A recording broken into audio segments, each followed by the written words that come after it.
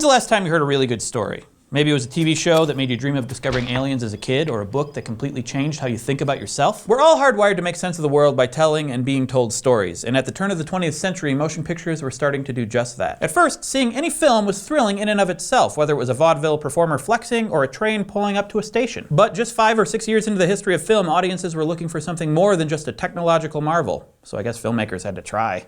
Ugh. The world was primed for artists to prove that this medium was more than just a passing fad. And along came a storyteller who would make his own magic, take us to the moon, and jumpstart the first special effects revolution. He changed what filmmakers and audiences believed was possible, both on screen and off. It was time for George Melies.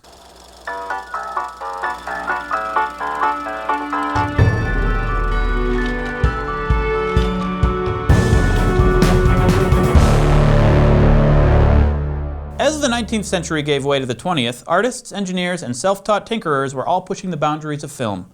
Self-taught tinkerer, my nickname in high school. Technical innovations like the Latham loop allowed filmmakers to use longer film strips in cameras without them tearing and breaking. Now they could create longer, more complex films, which facilitated the very first experiments with editing. Editing, also known as cutting, is the assembling of shots to achieve coherence, whether it's in the narrative, in space, in time, symbolically, or thematically. There are all kinds of ways to join shots together. You can use transitions like fades, wipes, or dissolves, or you can just cut straight from one shot to another, like this.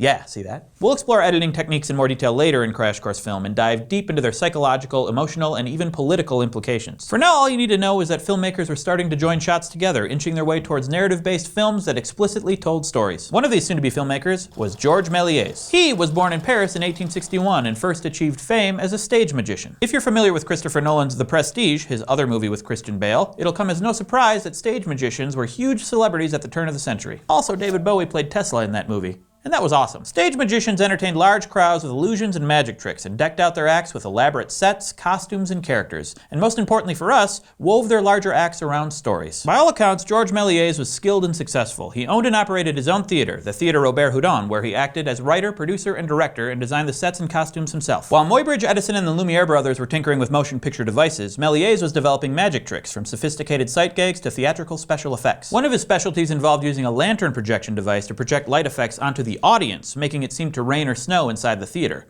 Whoa. Melies was invited to one of the Lumiere brothers' private cinematograph screenings before they officially revealed their device to the world, and he was awestruck. He tried to buy one of the inventions on the spot, but the Lumiere brothers weren't ready to sell. Melies didn't give up, though. He could already see the possibilities a motion picture camera and projector held for stage magic, and vice versa. After an intense transcontinental search, Melies ended up buying an animatograph. Then, get this, he reverse engineered the animatograph so it worked as its own camera too, and by April 1896 he was making and screening his own films in his own theater. At first, his films looked like Edison's or the Lumiere brothers, continuous shots of short skits, quick magic tricks, or scenes from everyday life. And then along came one of those happy accidents that pushed cinema forward. In his autobiography, Melies described a day he was capturing footage on a Paris street when his camera jammed. Frustrated, he fiddled with a hand crank, fixed the problem, and started shooting again after a couple seconds had passed. When he developed the film later and played it back, the most amazing thing happened. The shot started with people walking, children skipping, and a horse-drawn omnibus full of workers trundling up the street. Then, in the blink of an eye, everything changed. Men turned into women, children were replaced by horses, and spookiest of all, the omnibus full of workers changed into a hearse. In an instant, Melies realized what had happened. When his camera jammed, it stopped shooting for a moment and then started capturing images again after he fixed it. When the whole sequence was projected, the two shots were joined in an instant and poof!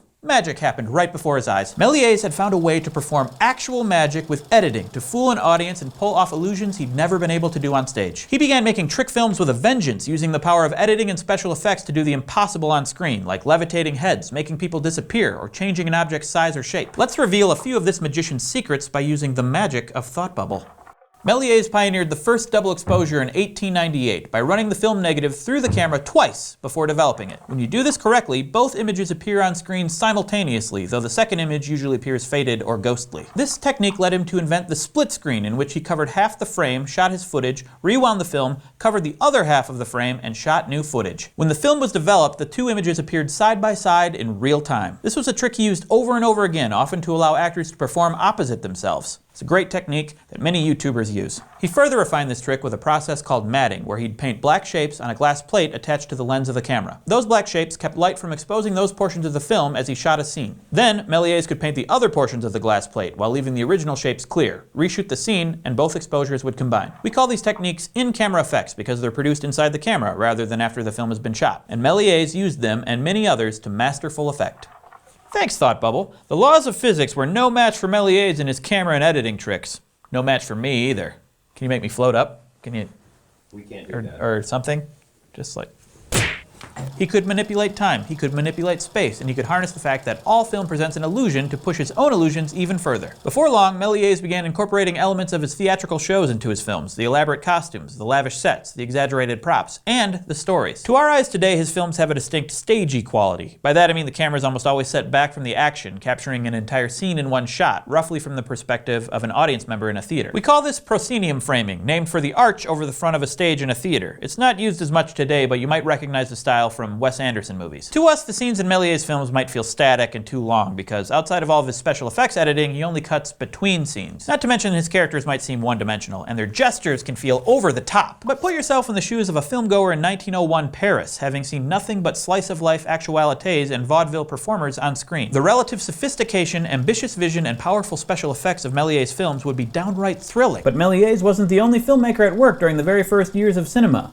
Alice Guy-Blache was a secretary for the major French film company Gaumont, who went on to become their head of production. The first known female filmmaker, Guy-Blache directed more than 1,000 films, was a pioneer in color tinting, rudimentary sound and picture sync, and ultimately opened her own film studio. Blache also worked on the cutting edge of narrative fiction, like with her film The Cabbage Fairy, before she eventually lost her company and stopped making films altogether in 1920. In 1902, Melies released his masterpiece, A Trip to the Moon, loosely based on a Jules Verne novel. This 14-minute film follows a group of scientists who travel to the moon, sleep under the stars, battle some aliens, and escape back to Earth triumphant. Even if you haven't seen the whole thing, you probably know the iconic image of the man in the moon with a space capsule stuck in his eye. A Trip to the Moon was made up of 825 feet of film. That's 3 times the average length of Edison or Lumiere's films of the time. This film incorporates many of Melies' innovations: his trick photography, his fantastical settings, and his ambitious storytelling, all in the service of a large-scale, relatively complex narrative fiction film. It was a massive international success. In fact, it made so much money that Thomas Edison, among others, made illegal copies of it and lined his pockets, screening the film as his own.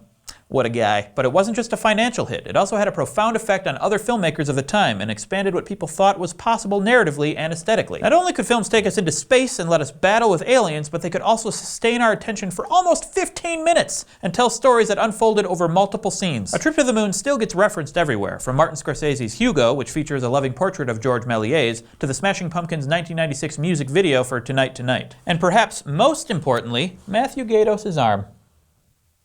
Okay, you can leave now, Matt. A Trip to the Moon was by no means the only film Melies made. In his prime, he made between 25 and 75 films per year, a huge number by any standard. He founded a production company called Star Film and built a large studio in Montreal, France, just outside Paris. The studio was constructed like a giant greenhouse to let in as much natural light as possible, and it was big enough to house Melies' massive painted sets and backdrops. And though we're decades away from color film stock, audiences were already seeing films with color in them. To achieve this effect, individual frames of film were hand-tinted or painted to color an explosion orange or a dress red or a sun yellow. It was a costly, time-consuming process and had to be repeated with every copy of the film.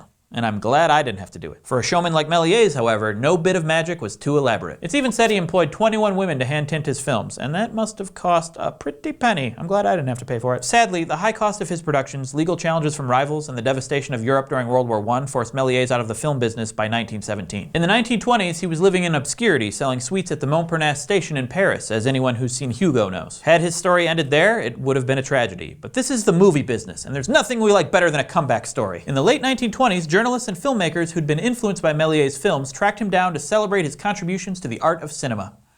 Someday I hope people track me down and do that. For me.